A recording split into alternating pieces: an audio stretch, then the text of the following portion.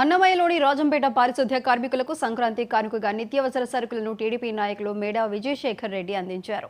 Rajampet bypass రోడ్లోని TDP ఆఫీసులో విజయశేఖర్ పారిశుద్ధ్య కార్మికులకు సంక్రాంతి శుభాకాంక్షలు తెలిపారు.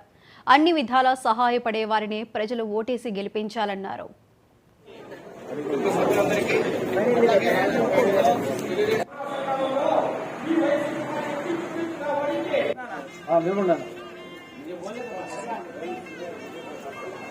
ఈరోజు నియోజకవర్గ ప్రజలకు అందరికీ కూడా 2024 సంక్రాంతి శుభాకాంక్షలు. ఈ సంక్రాంతి పర్వదినాన అందరూ ఆనందోత్సవాలతో అద్భుతంగా పండుగ జరుపుకోవాలని, ప్రతి ఇంటా సంతోషం విరియాలని,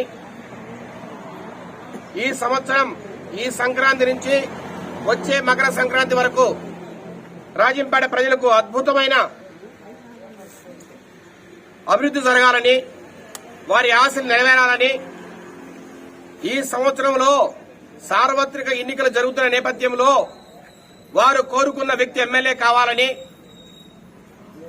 వారికి అన్ని విధాలా సహాయపడే వ్యక్తి ఎమ్మెల్యేగా రావాలని, ఈ రాజంపేట ప్రజల ఆశయం ఆకాంక్ష రాజంపేట జిల్లా కేంద్రం మళ్ళా రాజంపేటకు రావాలని, రాజంపేటను అన్నమయ్య జిల్లా కేంద్రంగా ఆ ప్రభుత్వం చేయాలని, ఎందుకంటే రాబోయేది తెలుగుదేశం పార్టీ ప్రభుత్వం, మన ప్రియతమ నేత నారా చంద్రబాబు నాయుడు గారు ముఖ్యమంత్రి అవుతారు.